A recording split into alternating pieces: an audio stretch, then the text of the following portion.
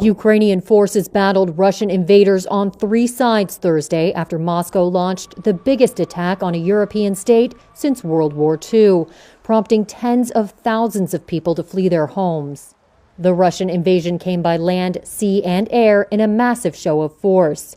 U.S. officials warned Russian forces were making advances on Ukraine's capital of Kiev, and the Ukrainian prime minister said Russia had captured the former nuclear power plant at Chernobyl. Heavy fire was exchanged in the northeast and in the seaside city of Odessa in the south.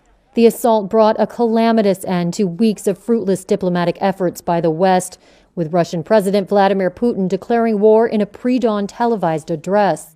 He said he had ordered a special military operation to protect people, including Russian citizens, subjected to, quote, genocide in Ukraine, an accusation the West calls baseless propaganda. U.S. President Joe Biden blasted Russia's aggression from the White House, calling it a war without cause. Putin is the aggressor.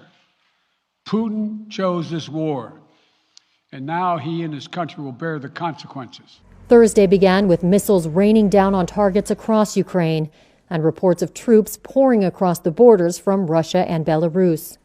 President Volodymyr Zelensky called on Ukrainians to defend their country and said arms would be given to anyone prepared to fight. What we have heard today are not just missile blasts, fighting, and the rumble of aircraft. This is the sound of a new Iron Curtain, which has come down and is closing Russia off from the civilized world.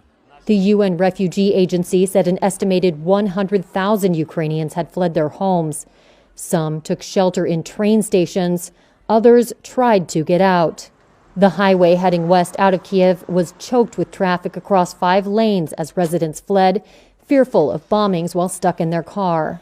Biden has ruled out sending U.S. troops to defend Ukraine, but Washington has reinforced its NATO allies in the region with extra troops and planes as countries across the West impose tough sanctions.